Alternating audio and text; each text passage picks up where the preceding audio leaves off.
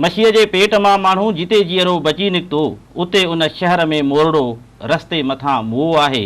कराची ॻोठ तुंहिंजे में अकेलो आदमी तुंहिंजो हुजूमनि जे हथां मोह आहे। नाज़रीन, नासूर प्रोग्राम में मां आहियां तस्वीर संदीलो। नाज़रीन, अॼु असांजे प्रोग्राम जो जेको मौज़ू आहे उहो बदअमनी आहे। कराचीअ में अमुन अमान जी सूरत हाल जेका आहे उन जे हवाले सां आहे, छाकाणि त बदअमनी कराची समेत सॼी सिंध लाइ हिकु नासूर बणिजी वई आहे, जंहिं अवाम जो जीअण जंजाल करे छॾियो आहे। फोर्सिस बि आहिनि, इदारा बि आहिनि, पर उन जे बावजूदि बि बदअमनी ते कंट्रोल नथो थिए पियो। ख़ासि करे जेको मेगा शहर आहे उन जे हवाले सां कराचीअ में ऑपरेशन बि हली रहियो आहे। दहशतगर्दी जे ख़िलाफ़, दहशतगर्दनि जे ख़िलाफ़ कार्रवायूं बि हली रहियूं आहिनि, पर उन जे बावजूदि बि जेको आहे जीअं ख़ातिर ख़्वाह नतीजा मिलणु घुरिजंदा। हिकु साल ऑपरेशन खे थी वियो आहे, उन जे बावजूदि बि टारगेटिंग किलिंग जारी आहे, भत्ताखोरी जारी आहे ऐं अमान जी सूरत हाल जेका आहे उहा मुतमिन कंदड़ न आहे। कराची पुलिस जे चीफ ग़ुलाम कादिर थेबो साहिब अॼु पंहिंजे प्रोग्राम में दावत ॾिनी आहे, पर उनखां अॻु में असांजे रिपोर्टर शबीर लाशारी हिकु पैकेज ठाहियो आहे कराचीअ जी सूरत हाल जे बारे में, उहो ॾिसंदासीं ऐं उनखां पोइ असीं पंहिंजे प्रोग्राम जी शुरूआति कंदासीं।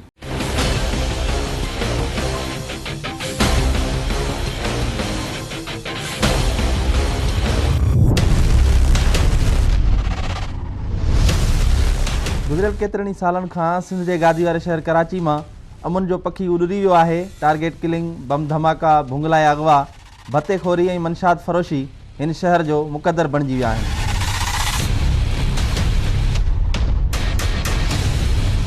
कराची जे मेन शाहराह फैसल ते कारसाज़ वटि शहीद राणी बेनज़ीर भुट्टो जे काफ़िले ते थियल आपघाती हमिलो ऐं 12 मई तोड़े मोहब्बत सिंध रैली मथां फायरिंग जहिड़ा वाक़िया कराची जे चेहरे ते बदनुमा दाग़ बणिजी बीठल आहिनि। कराची टारगेटेड ऑपरेशन खे 1 साल मुकमल थी चुको आहे, पर अञा ताईं कराची में अमन क़ाइमु न थी सघियो आहे। मेगा सिटी तौरु सॾजंदड़ माण्हुनि जे समुंड वारे शहर में कंहिंजी बि जान ऐं माल जी हिफ़ाज़त पुलिस तोड़े क़ानून लागू कंदड़ इदारनि लाइ हिकु वॾो चैलेंज बणियल आहे। लियारी खां लांडी तोड़े औरंगी खां अज़ीज़ाबाद ताईं शहर जो शायदि ई को अहिड़ो इलाइक़ो हुजे जिते रोज़ानो जे बुनियाद ते बेगुनाह शहरनि जो रतु न वहायो वेंदो हुजे। कातिलनि ॼण त माण्हू मारण जी कोटा मुक़ररु करे छॾी आहे। पोयनि सालनि खे छॾे ॾियो, पर रुॻो ऑपरेशन वारे 1 साल दौरान मीडिया में आयल ख़बरुनि ते नज़र विझण सां पतो पवे थो त रोज़ानो जे बुनियाद ते घटि में घटि 8 खां 10 माण्हुनि खे मौत जी निंड सुम्हारियो वञे थो, कॾहिं कॾहिं त अंगु इन खां वधी वञे थो।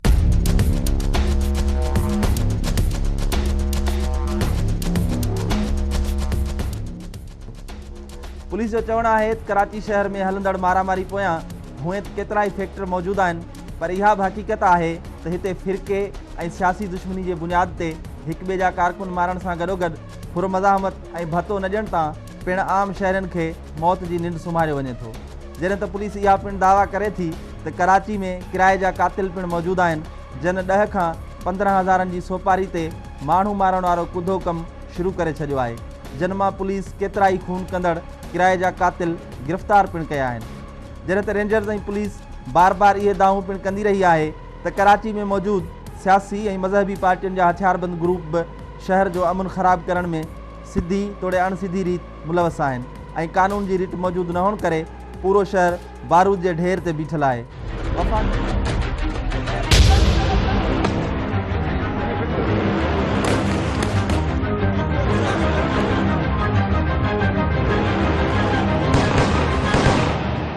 वफ़ाक़ी तोड़े सिंध सरकार केतिरनि ई कोशिशुनि तोड़े दावाउनि बावजूदि हिन शहर खे असले खां पाक कराइण में नाकाम नज़र अचे थी। कराची टारगेटेड ऑपरेशन दौरान केतिरनि ई ऑफिसरनि खे हटायो ऐं मुक़ररु कयो वियो। अहिड़ी रीति 23 मई 2014 ते कराची पुलिस जे अॻूणे सरबराह शाहिद हयात खे हटाए ग़ुलाम कादिर थेबे खे कराची पुलिस जो नओं सरबराह मुक़ररु कयो वियो, जंहिंखे चार्ज संभाले 4 महीना थी चुका आहिनि। पुलिस पारां जारी कयल अखरनि मूजिबि 1 जून खां 16 सेप्टेम्बर 2014 ताईं 3.5 महीननि जे अरसे दौरान कराची शहर में 554 माण्हुनि खे मौत जी निंड सुम्हारियो वियो। पुलिस मूजिबि मई 2014 महीने में 164 शहरियुनि खे क़तलु कयो वियो, जून में 186, जुलाई महीने में 148, अगस्त महीने में 152 ऐं 1 सेप्टेम्बर खां 16 सेप्टेम्बर ताईं 68 शहरी अजुल जो शिकार बणिया।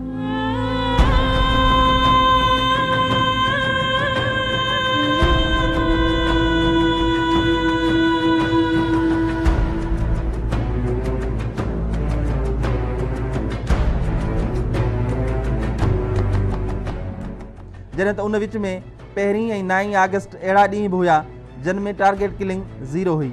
4 महीननि जे अरसे दौरान 50 जे लॻभॻि पुलिस ऑफिसरनि ऐं अहलकारनि खे गोलियुनि जो निशानो बणायो वियो ऐं 44 अहलकार ज़ख़्मी पिणु थिया। पुलिस रिकॉर्ड मूजिबि एडिशनल IG गुलाम क़दर थेबे जे 4 महीननि जे अरसे दौरान 258 ॾोहारियुनि खे मारियो वियो। 542 पुलिस मुक़ाबलनि दौरान 194 फोरनि खे सॻु सूदो पकड़ियो वियो ऐं मुख़्तलिफ़ माण्हुनि जे क़त्ल केसनि में घुर्बल 54 जवाबदारनि खे पिणु पकड़ियो वियो। मुख़्तलिफ़ वारदातनि में मुलविस 7600 जवाबदार गिरफ़्तार ऐं मुख़्तलिफ़ क़िस्मनि जा 2197 हथियार पिणु हथु कया विया।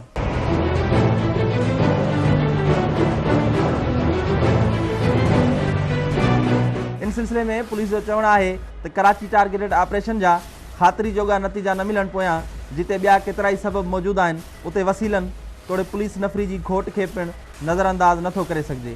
हिकु पासे वफ़ाक़ी सरकार पारां केतिरा ई भेरा यकीन ॾियारण बावजूदु कराची ऑपरेशन लाइ पुलिस खे 1 रुपयो बि रिलीज़ न थी सघियो आहे त ॿिए पासे सिंध हुकूमत जे ऐलान बावजूदु कराची पुलिस में अञा ताईं भर्तियूं न थी सघियूं आहिनि ऐं न वरी जदीद हथियार ऐं ॿिया वसीला फ़राहम कया विया आहिनि।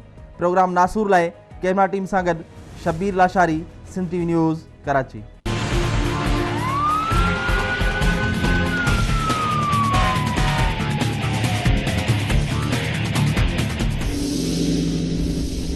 नाज़रीन, ही तव्हां पैकेज ॾिठो कराची जे हवाले सां ऐं हिन वक़्तु असीं गुफ़्तगू जो आगाज़ कयूं था। ग़ुलाम क़ादिर थेबो साहब, ग़ुलाम क़ादिर थेबो साहब, तव्हांखे असीं वेलकम था चऊं पंहिंजे प्रोग्राम में। तव्हांखे मुबारक बि ॾियूं था। तव्हां कराची पुलिस जा चीफ आहियो ऐं तव्हांखे 4 महीना थी विया आहिनि। कराचीअ में ऑपरेशन बि 1 साल खां वठी हलंदड़ आहे। इन सिलसिले में असांजे नाज़रीन खे तव्हां ॿुधायो त तव्हां जा हिकु त 4 महीना ऐं उन खां अॻु जेको कराची में हलंदड़ ऑपरेशन हो, उन ऑपरेशन खां अॻु कराची छा हुई ऐं ऑपरेशन खां पोइ बि कराची ॼण त असांखे साॻी सूरत हाल नज़र थी अचे, एॾी का ख़ासि को फ़र्क़ु महसूसु कोन थो थिए। अदा तव्हांजी वॾी महिरबानी, तव्हां मूंखे अॼु मौक़ो ॾिनो तस्वीर साहिबु। ॻाल्हि इहा आहे त कराची जे हवाले सां कराची ऑपरेशन जेको आहे उहो 5 सेप्टेम्बर ते शुरू थियो।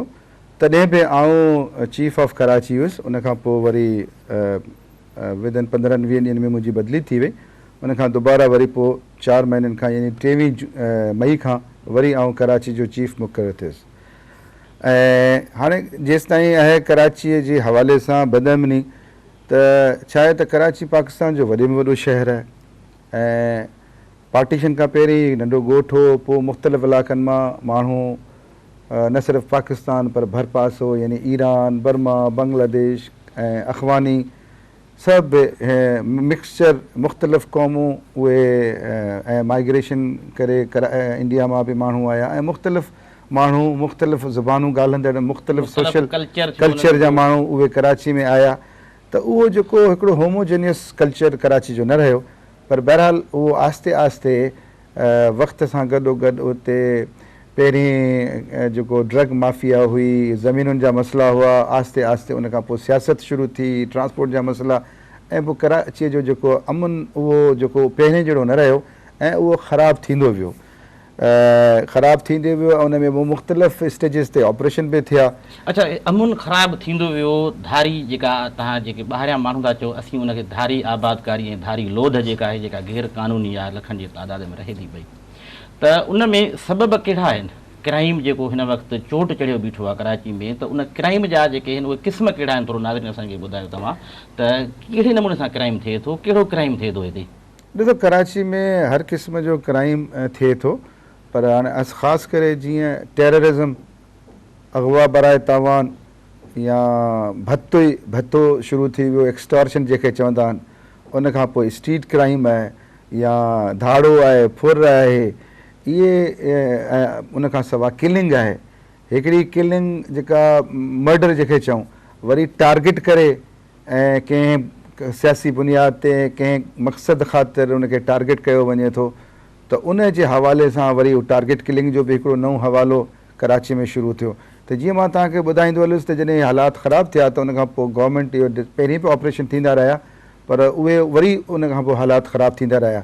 पोइ हाणे जेको ताज़ो जेको आहे 5 सेप्टेम्बर ते फेडरल गवर्नमेंट ऐं प्रोविंशियल गवर्नमेंट गॾिजी ऐं उन में सभिनी पार्टियुनि इहो चयो त कराची में ऑपरेशन कयो वञे ॾोहारियुनि जे ख़िलाफ़ु, टेररिस्ट जे ख़िलाफ़ु। हाणे ऑपरेशन जे हवाले सां इहो चयो वियो ऐं उन लिहाज़ सां हिकिड़ी प्रोएक्टिव पुलिसिंग कराची में शुरू थी। ऐं उन प्रोएक्टिव पुलिसिंग जे हवाले सां जेके ॿियनि लफ़्ज़नि में तव्हां ऑपरेशन बि चई सघो था, त उन तमामु सुठा रिज़ल्ट ॾिना। ऐं अगरि तव्हां पहिरीं था अचूं त ऑपरेशन जे दौरान ऐं ऑपरेशन खां पहिरीं उन जे कंपेरिजन में छा हाल रहियो, ऐं तव्हांखे फिगर्स सां शेयर कंदुसि त ऑपरेशन अगरि असां कंपेयर कयूं, जेको हीउ ऑपरेशन जो पीरियड आहे जेको तक़रीबन साल खनि आहे, ऐं उन खां पहिरियों वारो साल उन जो पाण में कंपेरिजन कयूं त जेसि ताईं किलिंग जो तालुक़ु आहे त उन हवाले सां 899 किलिंग्स घटि थियूं या मर्डर घटि थिया। वरी अचो अगरि टारगेट किलिंग जे हवाले सां ॾिसिजे त जेको टारगेट करे मख़सूस उन में, त उहो टारगेट जे किलिंग जे हवाले सां 1256 टारगेट किलिंग घटि रहियूं ड्यूरिंग ऑपरेशन ऐं पहिरें ऑपरेशन खां पहिरें जे अगरि तव्हां कंपेयर कयो। अहिड़े नमूने सां बॉम्ब ब्लास्ट टेररिज़म जीअं पोइ तीअं वधियो आहे, पर उन जे बावजूदि बि ऑपरेशन जे करे ऑपरेशन खां पहिरीं बि 41 केस थिया ऐं ऑपरेशन खां पोइ बि 41 केस थिया। इन बावजूदि एक्टिविटी जे ज़रब अज़ब जे बहरहाल उहो कंटेन रहियो।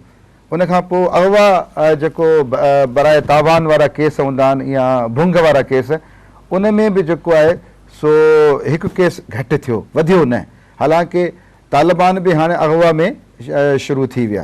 अहिड़े नमूने सां भत्ते जे हवाले सां 58 केस ऑपरेशन जे दौरान घटि थिया। अहिड़े नमूने सां डकैती या फुर या धाड़े जे हवाले सां बि 340 केस कराची में घटि थिया। अहिड़े नमूने सां जेका रोड रस्ते ते जेका फुर हूंदी आहे, गलनि जी फुर जेका आहे, उन में 402 केस घटि थिया। अहिड़े नमूने सां जेके कारुनि जी फुर या चोरी, उन में 1081 केस घटि थिया।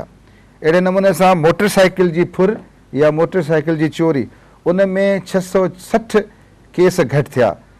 ऐं त इन में तव्हां ॾिसंदो त ओवरऑल जेको आहे क्राइम जेको आहे उहो चेक रहियो आहे। किन हेड्स में जीअं टेररिज़म जे हवाले सां बराबरि रहियो आहे, बाक़ी में उन में घटिताई आई आहे। जी बिल्कुलु, रेशो घटियो आहे, पर मुकमिल तौर ते इहो ख़तमु क्राइम न थियो आहे या तमामु घटि न थियो आहे, पर अञा बि क्राइम मौजूदु आहे। हाणे इन में छा आहे त इन में हाणे तव्हांजो इहो ॿियो सुवालु हूंदो त इहो पोइ आख़िर छाजे करे जेको आहे सो सबब छो आहे? सबब त तव्हां उन ॾींहुं पाण बि जेको IG साहब खे ख़त लिखियो, जंहिंमें तव्हां रिक्वायरमेंट्स जेके ॾिनियूं हुयूं त असांखे पुलिस अहलकार एतिरा 10,000 खनि खपनि, हथियार बि खपनि, असांखे कारूं बि खपनि, असांखे बख़्तरबंद गाॾियूं बि खपनि। त वसीला जेको वफ़ाक़ चए पियो त असां कराची ऑपरेशन जीअं शुरू थियो त वफ़ाक़ बि ॾींदो, सिंध हुकूमत बि सहकार कंदी। त वफ़ाक़ तव्हां सां केतिरो सहकार कयो आहे ऐं सिंध सरकार कहिड़ी मोट ॾिनी आहे, ऐं IG साहब खे जेको तव्हां ख़त लिखियो हो उन जे तरफ़ां को रिस्पॉन्स मिलियो आहे? छाकाणि त हफ़्तो ॾेढ उन ख़त खे थी वियो आहे, ॾेढ हफ़्ते खां वधीक। जी, इन में इहा ॻाल्हि तव्हांजी सही आहे। ॾिसो, जीअं मूं तव्हांखे पहिरीं ॿुधायो त इहो ऑपरेशन या प्रोएक्टिव पुलिसिंग जेका शुरू थी त उहा उन में जेको बि महदूद वसीला हुआ कराची पुलिस वटि, उन सां उन्हनि शुरू कयो त उन्हनि खे वसीला मिलंदा। पर उन्हनि महदूद वसीलनि में जंहिंमें ख़ासि करे असां वटि जेको मेन पावर या नफ़री जो तइदादु घटि आहे कराची जे आदमशुमारी खे अगरि तव्हां कंपेयर कयो, अहिड़े नमूने सां जेके बख़्तरबंद गाॾियूं आहिनि या जेके जिन ते बुलेट प्रूफ जैकेट्स आहिनि या हेलमेट आहिनि या बचाव जा ॿिया शयूं आहिनि या गाॾियूं आहिनि, बम प्रूफ गाॾियूं आहिनि या बुलेट प्रूफ गाॾियूं आहिनि, इहे सामान छा कयो हिते कराची में माना जहिड़ी जंग वारी सूरत हाल हुई किन जॻहियुनि ते ऐं नोगो एरियाज़ लॻल हुआ, त उन जे बावजूदि इन्हनि शयुनि जे बावजूदि बि जेको आहे सो पुलिस पंहिंजी हिमत सां इन खे फेस कयो। ऐं पुलिस ऑपरेशन जे दौरान 172 अॼु ॾींहं ताईं 172 असांजा पुलिस ऑफिसर या सिपाही जवान शहीद थी चुका आहिनि। त पुलिस तमामु वॾी कुर्बानी ॾिनी आहे ऐं एतिरे क़दुरु माण्हू असांजा अगरि इहे असां वटि सामान मौजूदु हुजे त शायदि एतिरो असांजी कुर्बानीनि खे विसारे नथो सघिजे। जेकॾहिं तव्हां पुलिस जी कुर्बानी जी ॻाल्हि कई आहे त 92 वारे ऑपरेशन में पुलिस जा जवान विढ़िया ऐं उहे पोइ बाद में वारे वारे सां जेके आहिनि उहे ऑफिसर ऐं अहलकार क़तल बि थींदा रहिया, शहीद बि थींदा रहिया ऐं जंहिंजी निशानदेगी बि थींदी रही त हिननि खे केरु थो मारे पियो। ऑपरेशन में हिकिड़ो जेको पुलिस जो जेको मोराल डाउन थियो आहे इहो आहे त जॾहिं उहे विढ़नि था, जंग जे मैदान में आहिनि, पंहिंजी जान जो नज़रानो ॾियनि था या जेके बची था वञनि त उन्हनि जो जेका पोइवारी आहे उहा कान थी थिए पई। उहो ईअं निंधणकनि वांगुरु बेयारो मददगार थींदा मारींदा पिया। इंटीरियर में बि असां इहा हालत ॾिठी आहे त भई हिकिड़ो ऑफिसर जेकॾहिं अचे थो, दालियुनि जे ख़िलाफ़ु ऑपरेशन थिए थो, सिपाह विढ़े थो, असां सिपाह खे सूरमो चवंदा आहियूं त विढ़े उहो त जंग जे मैदान में, उहो तव्हां कमांडर आहे उन्हनि जा। त उन जो जेकॾहिं लगातार ऐं मुसलसिल क़िस्म जी पोइवारी थींदी अचे, मालिकी थींदी अचे, त पुलिस जो जेको आहे मोराल अञा बि हाई थींदो ऐं अञा बि विढ़ंदी। तव्हांजो छा ख़्यालु आहे? जी बिल्कुलु, तव्हां सही था चओ। इहे असांजा हीरोज़ आहिनि, पुलिस जा हीरोज़ आहिनि, जिन पंहिंजे जाननि जो नज़रानो ॾिनो पंहिंजे लाइ न, पर माण्हुनि जे सुख जे लाइ ऐं अमन जे लाइ ऐं चैन जे लाइ। इन में पहिरीं त बिल्कुलु कंहिं क़िस्म जी का कंपनसेशन कोन मिलंदी हुई जेको, पर हाणे गवर्नमेंट फ़ैसिलो कयो आहे त को बि अगरि शहीद थिए थो त उनखे 20 लख रुपया कंपनसेशन मिले थो, 40,000 इमीडिएट रिलीफ मिले थो। उन खां अलावा 2 नौकरियूं मिलनि थियूं जेके उनजे ॿारनि खे या उनजे पोयनि खे असां ॾियूं था। ऐं उन खां अलावा हाणे गवर्नमेंट हुननि खे हिकिड़ो प्लॉट, हिकिड़ी गवर्नमेंट खां असां ज़मीन वरिती आहे जेका गवर्नमेंट ऑफ सिंध असांखे ॾिनी आहे सोसाइटी लाइ, पुलिस सोसाइटी लाइ। उन में असां हुनखे प्लॉट बि ॾींदासीं। त इहो पहिरीं कुझु बि न मिलंदो, पर हाणे अल्हम्दुलिल्लाह गवर्नमेंट जेको आहे सो काफ़ी क़िस्म जो कंपनसेशन इन्हनि खे ॾिए थी। इन जे करे असांजे सिपाह जो हाणे मोराल पहिरें जे मुक़ाबले में बहितरु आहे। ऐं अगरि उन खां अलावा अगरि इहे इक्विपमेंट असां वटि हुजनि या बुलेट प्रूफ गाॾियूं हुजनि, हा, जंहिं ते रिवॉल्वर जे गोली जो आम तरह सां कराची शहर में जेका पुलिस किलिंग थींदी आहे उहा 9mm जे रिवॉल्वर सां थींदी आहे। त उहे असां वटि गाॾियूं हुजनि जंहिंमें 9mm जंहिंखे B4+ चवंदा आहिनि, उनजी अगरि बुलेट प्रूफ गाॾियूं हुजनि त काफ़ी असांजो बचाव थी सघे आहे। जेके गाॾियूं हाणे मिलंदियूं अञा मिलियूं न आहिनि।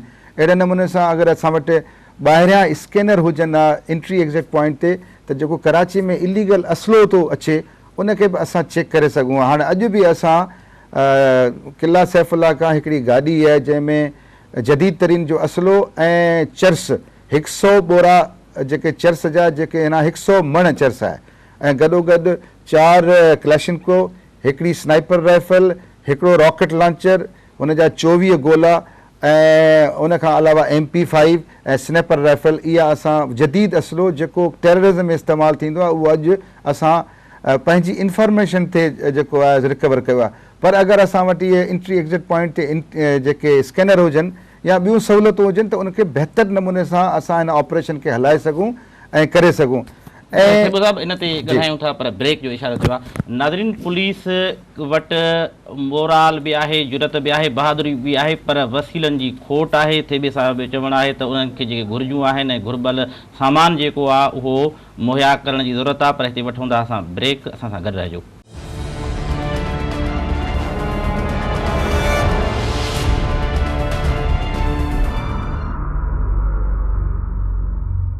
नाज़रीन, प्रोग्राम में हिकु भेरो ॿीहर भलीकार। थेबो साहिबु, ब्रेक ते वञण खां पहिरियां तव्हां इहो ॿुधायो पियो त तव्हांखे वसीलनि जी खोट आहे, जेके ज़रूरतूं आहिनि तव्हां जूं, या जंहिं लेवल जो ऑपरेशन हले पियो ऐं जंहिं क़िस्म जी हिते दहशतगर्दी आहे ऐं जंहिंसां तव्हांजो फोर्सिस जेके आहिनि मुंहुं मुक़ाबिल आहिनि, पर उन जी भेट में तव्हां वटि उहे सहूलियतूं ऐं उन्हनि जी अणाहठ आहे। हिकु त इहो बिल्कुलु तव्हां ख़त में वाज़े करे लिखियो आहे, IG साहब खे जेको तव्हां ख़त लिखियो हिन TV जी मार्फत, TV जे प्रोग्राम जी मार्फत, बेवफ़ाक़ी हुकूमत बि ॿुधंदी, सरकार बि ॿुधंदी। IG साहब बि ज़रूरु इहो नोट कंदो त हीउ ऑपरेशन कामयाबु न थियण जे पुठियां या ख़ातिर ख़्वाह मुतमिन कंदो नतीजा न ॾियण जे पुठियां इहो बि हिकिड़ो सबबु आहे। ऑपरेशन दौरान 1 साल हलियो आहे ऑपरेशन खे, उन ऑपरेशन दौरान केतिरा ॾोहारी गिरफ़्तार कया विया ऐं उन्हनि खे कहिड़ियूं सज़ाऊं मिलियूं, उन्हनि जी हिन वक़्तु सूरत हाल किथे आहे, थोरो असांजे नाज़रीन खे तव्हां ॿुधायो। जी, हीउ तव्हां तमामु हिकिड़ो अहम सवाल पुछियो, पर पहिरीं मां तव्हांखे पहिरें सुवाल में इहो थो चवां त सिंध गवर्नमेंट हाणे असांखे मुख़्तलिफ़ शयूं ॾियणु शुरू कयूं आहिनि ऐं फेडरल गवर्नमेंट मां अञा असांखे कोन मिलियो आहे। ऐं जेको आहे सो यकीनन अगरि इहे शयूं असांखे ऐं फंड्स मिलंदा त इन सां ऑपरेशन फेल न थियो आहे, ऑपरेशन कामयाबु थियो आहे। पर अगरि इहे शयूं हुजनि त अञा वधीक जल्दी ऐं सुठा नतीजा निकिरनि। हाणे अचो तव्हांजे हिन सुवाल ते, त हिन सुवाल में ॾिसो ॻाल्हि इहा त जेको क्राइम प्रिवेंशन ऐं डिटेक्शन ऐं जेको लॉ एंड ऑर्डर आहे उन हवाले सां जेको क्राइम खे फोकस करण लाइ जेके या ॾोह खे कंट्रोल करण जे लाइ बेसिकली क्रिमिनल जस्टिस सिस्टम हूंदो आहे। उन क्रिमिनल जस्टिस सिस्टम जा 4 पिलर हूंदा आहिनि। उन में पहिरियों पिलर पुलिस आहे जेको ॾोहारी खे गिरफ़्तार कंदो आहे, असां वटि सिर्फ़ु हथकड़ी आहे। उन खां पोइ वरी प्रोसिक्यूशन डिपार्टमेंट आहे जेको ॾोहारीअ खे सज़ा ॾियारे थो। उन खां पोइ जुडिशरी आहे, जज साहिब आहिनि जेके ॾोहारी खे उन कीअं जी सज़ा ॾियनि था। उन खां पोइ करेक्शन या प्रिज़न या जेल डिपार्टमेंट आहे जिते जेल में हुननि खे ठीकु कयो वञे थो ऐं उन सज़ा ते अमल करे, सज़ा ते अमल कराए उनखे ठीकु करे मोकिलियो थो वञे। हाणे इन तॾहिं वञी उनजो ओवरऑल इम्पैक्ट पवंदो ऐं उन सिस्टम कंप्लीट थींदो ऐं उन जा नतीजा सोसाइटी ते पवंदा ऐं क्राइम कंट्रोल थींदो। हाणे तव्हां जेको सुवालु कयो त हिन ऑपरेशन जे दौरान असां टोटल 26,687 जेके आहिनि से क्रिमिनल अरेस्ट कया, जंहिंमें मर्डर, टेररिज़म, अगवा बराए तावान, एक्सटॉर्शन, डकैती, आर्म्स ऑर्डिनेंस, नार्कोटिक्स या ॿिया जेके क्राइम उन में इहे माण्हू असां गिरफ़्तार कया। उन में हींअर असां वटि पुलिस कस्टडीअ में 173 आहिनि ऐं जुडिशल कस्टडीअ में 2,457 आहिनि ऐं जेका कन्विक्शन या जिन खे सज़ा अनाउंस थी आहे उहे 1,299 आहिनि, 1,299 आहिनि 26,687 में। अहिड़े नमूने सां उन खां पोइ जेके बरी थी विया उन्हनि जो तादादु 199 आहे ऐं जेके ज़मानत ते आहिनि उहे 12,986 आहिनि, जेके जेल में आहिनि उहे 9,588 आहिनि। सो टोटल इहो असांजो जेके आहिनि से आहिनि 24,057। त इहो आहे बेसिकली ओवरऑल आम केसनि जो। हाणे वरी हुकूमत टेररिज़म जे हवाले सां ख़ासि अदालतूं कराची में जोड़ियूं त टेररिज़म जे हवाले सां जेके केस वधनि उहे जल्दी ट्राए करे उन्हनि खे जल्दी हलाए उनखे सज़ा ॾिनी वञे त जीअं मुआशिरे ते इन ऑपरेशन जो असरु पए। त उन हवाले सां जेके बि असर पवे ऐं प्लस ॾोहारनि जा ढील बि ॾकनि एग्ज़ैक्टली त वाकई हिते जज़ा ऐं सज़ा बि आहे। त उन हवाले सां एंटी टेररिस्ट कोर्ट में 1,764 केस ऑपरेशन जे दौरान इंस्टीट्यूट कया विया। उन्हनि में जेका केसिस में कन्विक्शन थी आहे या सज़ा अनाउंस थी आहे उहा सिर्फ़ु 137 जी थी आहे। 1,764 मां 137 जी थी आहे। त जॾहिं इहा कंप्लीट थींदी उन्हनि माण्हुनि खे सज़ाऊं मिलंदियूं कीअं जूं ऐं त उहे ठीकु बि थींदा ऐं ॿियनि लाइ बि उहो हिकिड़ो सबक़ु हूंदो त ॿिया उहे जुर्म न कंदा। त जॾहिं इहो कंप्लीट साइकिल थींदो त सही मुआशिरे ते इन ऑपरेशन जो असरु थींदो ऐं इन ऑपरेशन जो सही लाभ मिलंदो ऐं क्राइम कंट्रोल थींदो ऐं पोइ आईंदा हर माण्हू सबक़ु हासिलु कंदो, उहो ॾोह न कंदो। ऐं ख़ासि करे उहे केस जेके हिकिड़ा पर्सनल लाइन पर मुआशिरे जे ख़िलाफ़ आहिनि उन्हनि में त लाज़मी उनजो असरु थींदो ऐं लाज़मी माण्हू उन ॻाल्हि जो ख़्यालु कंदा ऐं आईंदा जे लाइ इन क़िस्म जा ॾोह न कंदा। हिकिड़ो थिबो साहिबु तमामु अहम आहे, तव्हांजो बि तालुक़ु सिंध सां आहे ऐं तव्हां बि हिन सॼी समाजी ज़िंदगी खां वाक़ुफ़ु आहियो। हिंदुस्तानी फिल्मुनि में तव्हां ॾिसंदा आहियो, उहो असां अखियुनि सां हिते ॾिसूं पिया त हिकिड़ो कातिल आहे या हिकिड़ो ॾोहारी आहे, जॾहिं उनजे मथां को फरियादी थिए थो त उन फरियादीअ जे मथां मुख़्तलिफ़ क़िस्मनि जा जेके थ्रेट्स हूंदा आहिनि, ज़ोर ऐं बार हूंदा आहिनि, त हिन केस तां तूं हथु खण, उनजी आकह खे थ्रेट हूंदा आहिनि, पंहिंजी ज़िंदगी खे थ्रेट हूंदा आहिनि। इंटीरियर में बि ईअं थिए थो। हीअ त वॾो शहर आहे, हीअ माफ़ियाउनि जे अञा ताईं ॼण त उन गिरफ़्त में फाथल शहर आहे।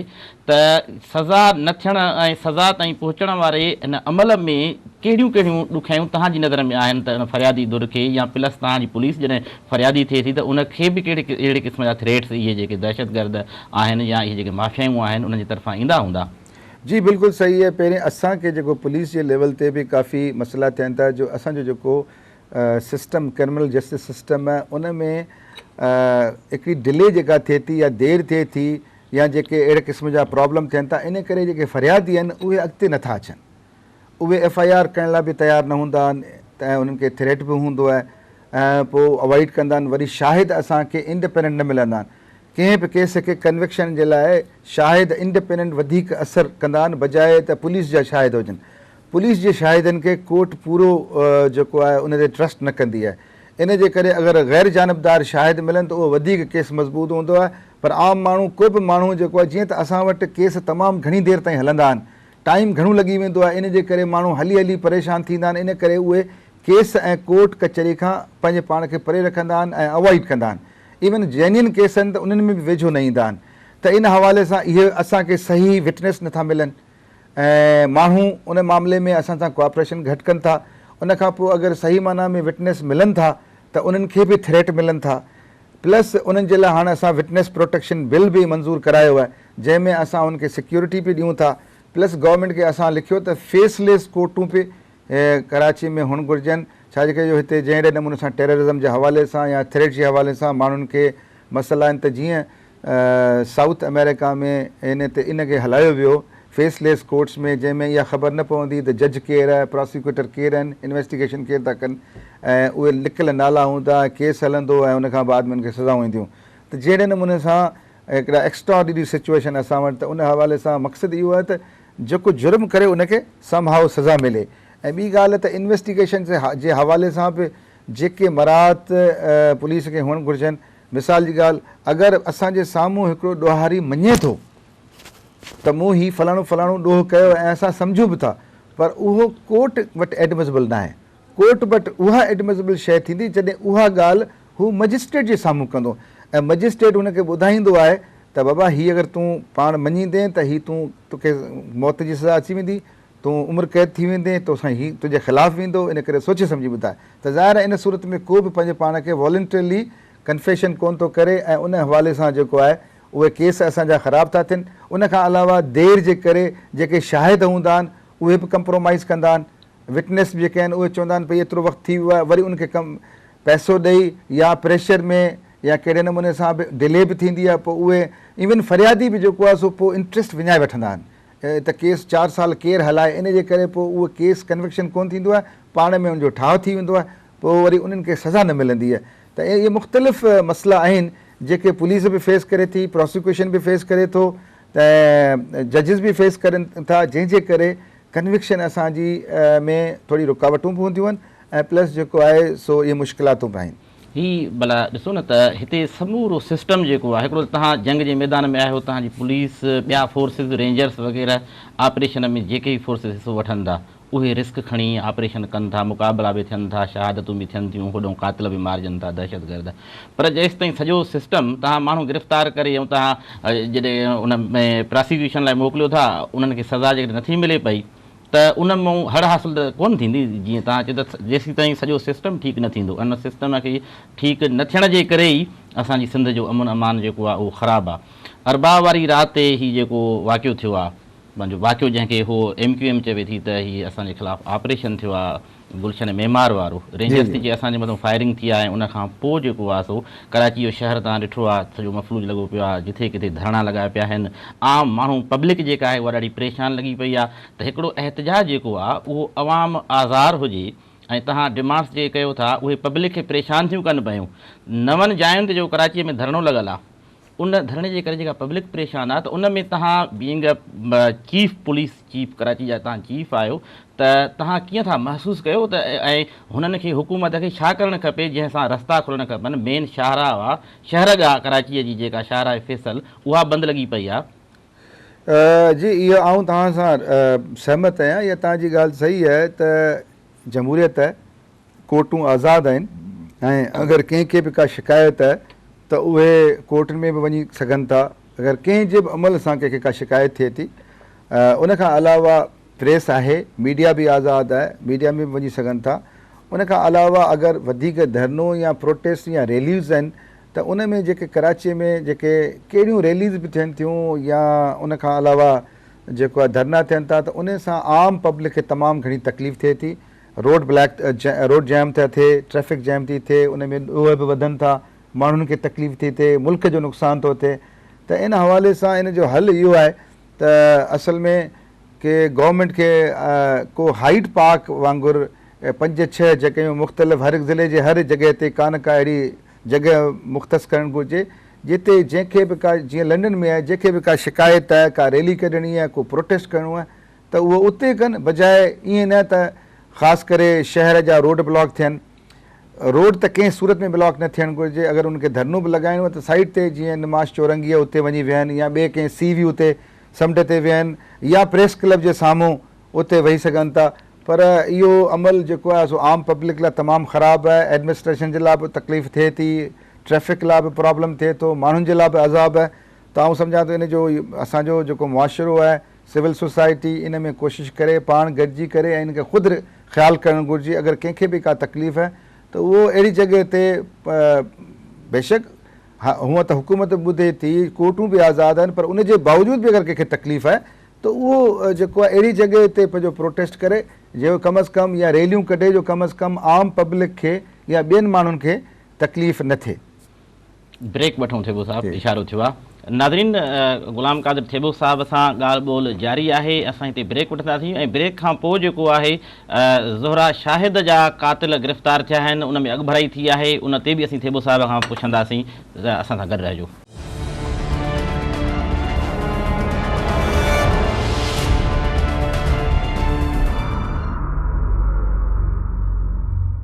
प्रोग्राम में हिकु भेरो ॿीहर भलीकार। थेबो साहब, PTI जी अॻवान हुई ज़ोहरा शाहिद, जंहिंजो क़तलु थियो, वरी ॾाढो हाणे हे त पॉलिटिकल मामिलो आहे, खणी असां कमेंट्री कंदासीं, तव्हां कंदासीं उनजी कहाणी पुछंदासीं। त PTI जलसो कयो जंहिंमें ॾाढो उन्हनि सुलह ऐं मसलत जो मुज़ाहिरो बि कयो। इमरान ख़ान बि आयो, हिकु लफ़्ज़ बि न कुछो कराचीअ जे अमन जे बारे में, दहशतगर्दी जे बारे में। कराची ऑपरेशन हली रहियो आहे, हूअं वॾियूं दाहूं कूकूं कंदो, पर कराची ऑपरेशन ते बि हुन न ॻाल्हायो त का डेवलपमेंट जेका थी आहे उन पासे ते ॻाल्हाया, जेका न थी आहे उन ते बि ॻाल्हाया, उनजे सबबनि ते बि ॻाल्हाया। हिकिड़ी सियासी पार्टी जो लीडर आहे, हिकिड़ी तब्दीली मुल्क जे अंदरि चाहे थो पियो, पर उनजी अॻुवाण जेका आहे PTI जी ज़ोहरा शाहिद क़तलु थी वई, उनजा क़ातिल गिरफ़्तार थिया आहिनि। उन्हनि जी छा कहाणी आहे? उहो क़ातिल किथां गिरफ़्तार थिया आहिनि, केरु आहिनि, किथां आया, कीअं? ॾिसो, ॻाल्हि इहा आहे त असां पुलिस जेको आहे सो उनजो कंहिं बि सियासत सां या सियासी जमात सां को बि तालुक़ु कोन्हे, ऐं असां हर ॾोहारी, चाहे उहो कहिड़ी बि तंज़ीम जो हुजे, कहिड़ी बि पार्टी जो हुजे, अगरि उहो ॾोहारी आहे ऐं उनजे ख़िलाफ़ु को सबूत आहे त असां उनजे ख़िलाफ़ु कार्रवाई कयूं था, ऐं इहो असांजो राइट आहे, असांजो कमु आहे। ज़ोहरा शाहिद जे हवाले सां इहो तव्हांखे ख़बर आहे, इलेक्शन खां पहिरीं इहो उनजो मर्डर थियो, ऐं उन में इहो ॿुधायो वियो त शायदि को फुर जे हवाले सां या जेको बि मुख़्तलिफ़ ज़ावियनि ते पुलिस इन्वेस्टिगेशन कई पई, पर अञा ताईं उनजो को खड़तेल न निकितो हो। ऐं उनखां बाद में हींअर जेको आहे सो राति पोइ पुलिस जेको आहे उनजो साउथ जी पुलिस इन सिलसिले में जेको रियल अक्यूज़ड आहे या जवाबदार आहे या टारगेट किलर आहे ज़ोहरा शाहिद जो, उन सां गॾु ॿिया बि माण्हू गॾु हुआ ऐं उनखे अरेस्ट कयो आहे। ऐं उन असल में उन हिकिड़ो ॿियो हिकिड़ो ताज़ो मर्डर बि कयो हो डिफेंस जे इलाइक़े में। हिते टंडो आदम जो जेको पुराणो मेयर हो, उनजो भाइटियो लाला अयूब जो भाइटियो, उहो हिते पंहिंजी गाॾी खे साफ़ पे कयईं या पाणी सां धोतईं पे घर जे ॿाहिरां, उनखे उनजो मर्डर थी वियो। ऐं उनजो मर्डर थी वियो, उनजी इन्वेस्टिगेशन में पोइ पुलिस जेको आहे हिन खे गिरफ़्तार कयो। ऐं पोइ इन्वेस्टिगेशन इहो जेको गिरफ़्तार कयो त इन में हिकिड़ो मंसूरी साहबु हो, जंहिंसां हिन जो डिस्प्यूट हो, जंहिंजे करे हुनखे पैसा बासिया त आउं तोखे हेतिरा पैसा ॾींदुसि, तूं फलाणे माण्हू खे मार। इन जे करे हुन पैसा वठी मशीनरी तौरु हिन माण्हूअ जेको ज़ोहरा शाहिद जो बि किलर हो, ऐं हुनखे क़तलु कयो। ऐं उनखां बाद में हुन वरी पाण ॿुधायो त जेको आहे त मुंहिंजो हिकु सियासी जमात सां तालुक़ बि आहे, ऐं गॾोगॾु जेको आहे सो मां उन हवाले सां जेको आहे सो हिन जी टारगेट किलिंग कई आहे। वधीक जेका आहे सा हुनजा ॿिया मुलज़िम या पुलिस उनजी तहक़ीक़ात करे पई, पर हिकिड़ो अहम केस आहे जेको ज़ाहिर थियो ऐं पुलिस इनखे क्लियर कयो। चाहे उन में केर बि आहे, पुलिस हुनजे ख़िलाफ़ु कार्रवाई कई, हुनखे अरेस्ट बि कयो ऐं कोर्ट में जेको आहे हुनखे पेश कयो वेंदो, ऐं उनखां पोइ हुनखे कोर्ट सज़ा ॾींदी ऐं उन ते अमल थींदो। हिकिड़ो सबबु जेको इल्ताफ़ हुसैन कल्ह चवे वे पियो त रुॻो MQM जे ख़िलाफ़ु ऑपरेशन थो हले कराची जे अंदरि, जमायत इस्लामी वटि बि, वेढ़ाक विंग आहे, पीपल्स पार्टी वटि बि आहे, ॿियनि वटि बि आहे। त तव्हां छा चवणु चाहींदो त हिकु पार्टीअ जे ख़िलाफ़ु हो जेको चवे पियो, या जेको ज़ोहरा शाहिद जो क़ातिल गिरफ़्तार थियो आहे, मिसाल ज़रबे अज़ब ऑपरेशन हले थो दहशतगर्दनि जे ख़िलाफ़ु, को बि उनजो रद्द अमल जॾहिं थिए थो त इहा ईंदी आहे त इहो रद्द अमल थियो, फलाणे ऑपरेशन जो रद्द अमल आहे। जॾहिं कराची जो शहर मफ़लूज थो थिए पियो, ज़ाहिरी हिकिड़ी ॻाल्हि ॿुधाई वेंदी आहे, अंदरूनी उनजी ॿी कहाणी हूंदी आहे। तव्हां था चओ त कल्ह ज़ोहरा शाहिद जो क़ातिल गिरफ़्तार थियो आहे, ऐं अॼु याने ख़म्स ते, असांजो प्रोग्राम त जुमे जे ॾींहुं एयर थींदो, पर अॼु ख़म्स ते हिन वक़्त ताईं कराची जो शहर जेको आहे सो बंदि लॻो पियो आहे, ऐं उनखे रद्द अमल ॿुधाए पियो वञे त गुलशन मेमार में ऑपरेशन थियो आहे ऐं पुलिस रेंजर्स चढ़ाई कई आहे उन्हनि जी ऑफिस ते। त तव्हां छा चवणु चाहींदो त हीअ ऑपरेशन छा रुॻो MQM जे ख़िलाफ़ु आहे? न, त इहा बिल्कुलु ग़लति ॻाल्हि आहे। इहो operation irrespective of caste, colour, creed और पॉलिटिकल पार्टी, कंहिंजे तव्हां ॾिठो आहे त जॾहिं खां ऑपरेशन शुरू थियो जिते जिते पहिरीं नो गो एरियाज़ हुआ कराची में, लियारी में जेको उहे कुझु एरिया हुआ, कटी पहाड़ी वारे इलाइक़े में, मंगू पीर वारे इलाइक़े में, क़ाइदाबाद वारे इलाइक़े में नो गो एरिया। हाणे उहे नो गो एरिया ख़तमु थी विया आहिनि, पुलिस हर जॻह ते वञे थी। तव्हां ॾिसो त पुलिस जेके ॾोहारी गैंग वार जा माण्हू लियारी में आहिनि उन सां उनखे बि अरेस्ट करे पई, ऐं अगरि उहे पुलिस ते फायरिंग कनि था या विढ़नि था पुलिस सां त पुलिस उन्हनि खे बि मारे थी ऐं उन्हनि खे गिरफ़्तार करे थी पंहिंजे डिफेंस में। अहिड़े नमूने सां कटी पहाड़ीअ में तव्हां ॾिसो, सुराब ॻोठ में बि तव्हां ॾिसो, राति बि 4 माण्हू जेके एनकाउंटर में उहे बि मारिया विया आहिनि। त अहिड़ी ॻाल्हि, उहे मुख़्तलिफ़ क़ौमूं मुख़्तलिफ़ ॻाल्हियूं आहिनि, पर उहा पुलिस इहो न सोचींदी आहे त साम्हूं केरु आहे या कहिड़ी ज़बान ॻाल्हाए थो, कहिड़ी पार्टी जो आहे। उहा सिर्फ़ु इहा ॾिसे थी त हिन इहो कहिड़ो जुर्म कयो आहे, जुर्म कयो आहे न कयो। अगरि जुर्म कयो आहे त असां हुनखे झलींदासीं, कोर्ट जे साम्हूं पेश कंदासीं। अगरि हू पुलिस सां विढ़ंदो त ज़ाहिर पुलिस पंहिंजे डिफेंस में हुनखे मुक़ाबिलो करे पोइ हुनखे गिरफ़्तार करण जी कोशिशि कंदी। त इहो इम्प्रेशन बिल्कुलु ग़लति आहे त हीउ ऑपरेशन कंहिं मख़सूस पार्टी जे ख़िलाफ़ु आहे। तव्हां पाण ॾिठो त असां कल्ह हिकिड़ो फारूकी टारगेट किलर पकड़ियो आहे जेको MQM हक़ीक़ी जो आहे, ऐं उन जेके कुझु MQM जा माण्हू बि मारिया, MQM जा माण्हू बि मारिया, ऐं गॾोगॾु डॉक्टर फारूक सत्तार बि जेको आहे सो हुनजे टारगेट में हो ऐं उनखे असां गिरफ़्तार कयो आहे। त अहिड़ी का ॻाल्हि कोन्हे। अहिड़े नमूने सां त इन MQM में त ख़ुशि थियणु खपे कराची ऑपरेशन ते। जी बिल्कुलु बिल्कुलु, बल्कि उन्हनि एप्रिशिएट बि कयो त इहो सुठो अमल आहे। असां उन्हनि डॉक्टर साहब फारूक सत्तार साहब बि जेको आहे सो हुनखे एप्रिशिएट कयो आहे। त अहिड़े नमूने सां असां चाहे उहो केर बि आहे, अगरि उहो ॾोहारी आहे, छाजे करे जो असां कंहिं हिकिड़ी पार्टी लाइ न आहियूं, असां पूरे कराची जे हर शहरी लाइ आहियूं।